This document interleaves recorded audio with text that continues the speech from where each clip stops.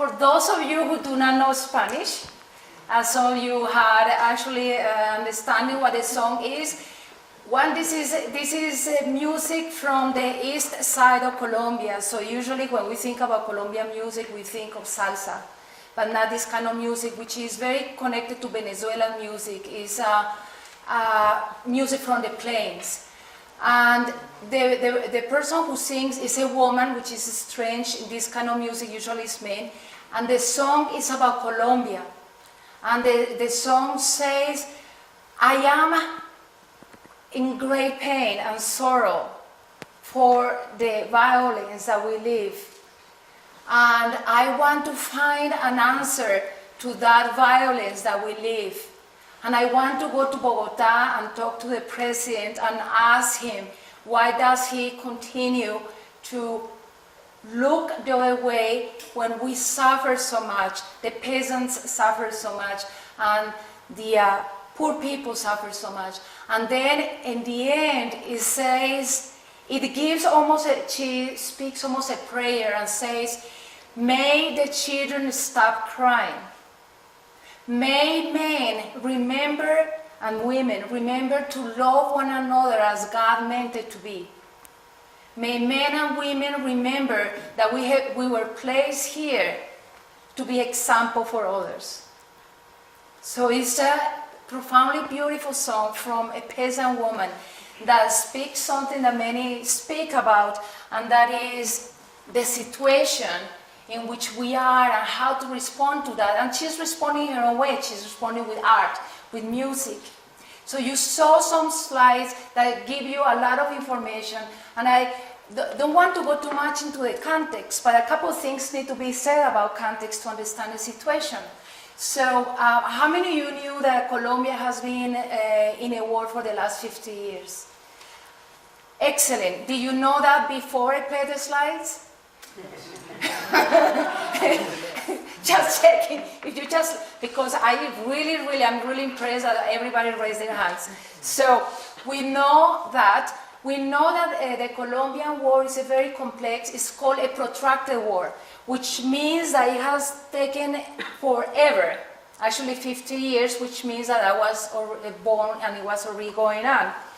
And that it means that it has been going on forever. It means something else. It means that war has become a way of life, so that it has become normal. So for me, my daily life in Colombia and my daily work life in Colombia would have been the same.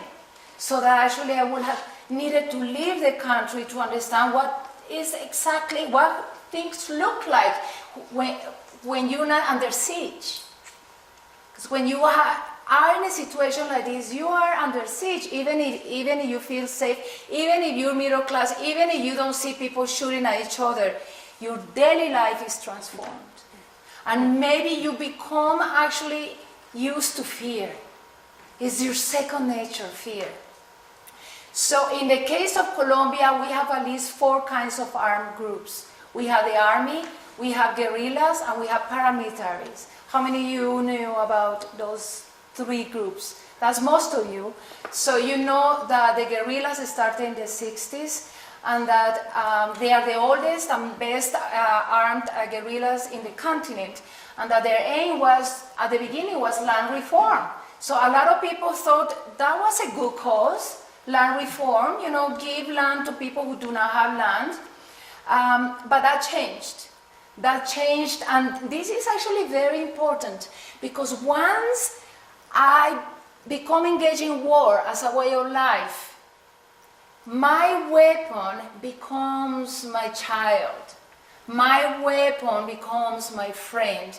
And that relationship with guns may take over and have its own logic. So that it's not anymore an end, or actually a means to an end, but it becomes an end.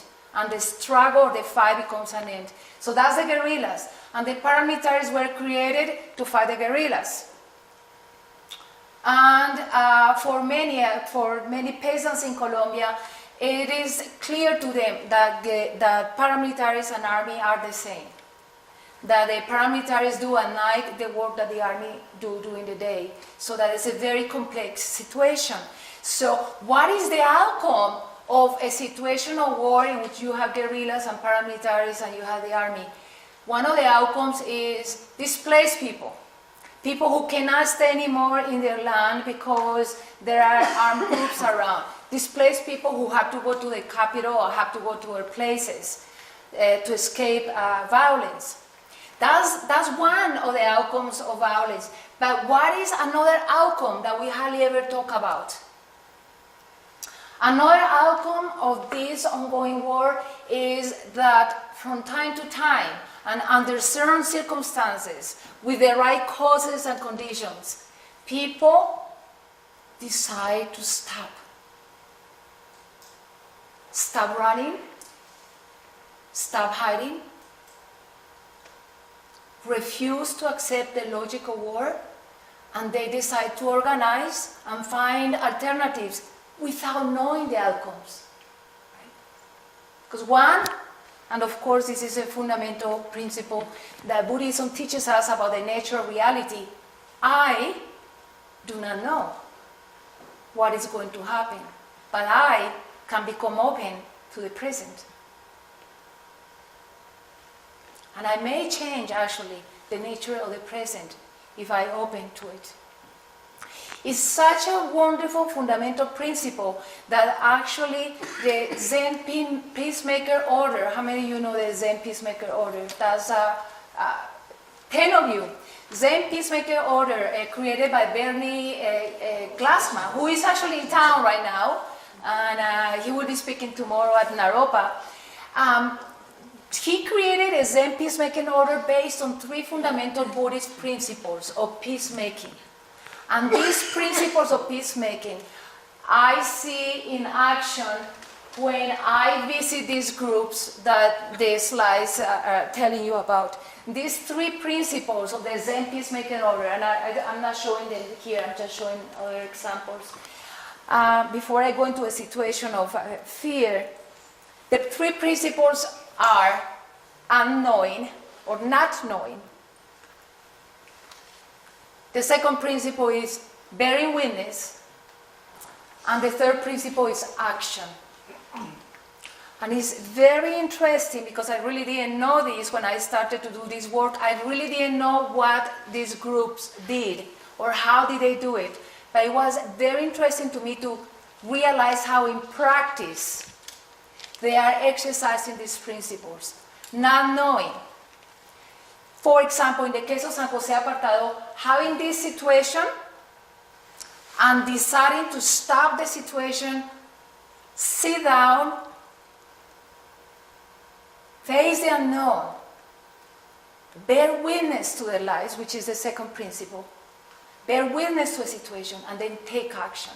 So let's look at what is that was the context and what is that they responded to after not knowing, and how is that actually those who work with peace work with these principles. Do we understand why are they so important? Maybe we go back to that in a moment. So what was the case of San Jose Apartado?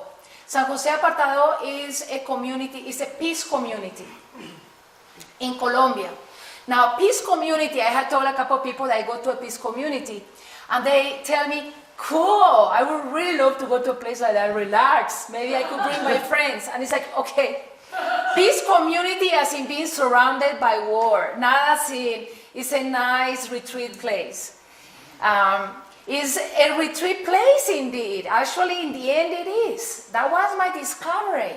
That actually was healing to me. How amazing. It was healing to me. It is healing to many visitors, but it's not because it's intrinsically peaceful. It's because you are seeing humans who have a courage you only read about. You are seeing people who are actually practicing the principles of Shambhala. But I'm not saying that they are enlightened, but I'm saying Shambhala is the principle that says we can actually work on basic goodness and open up to reality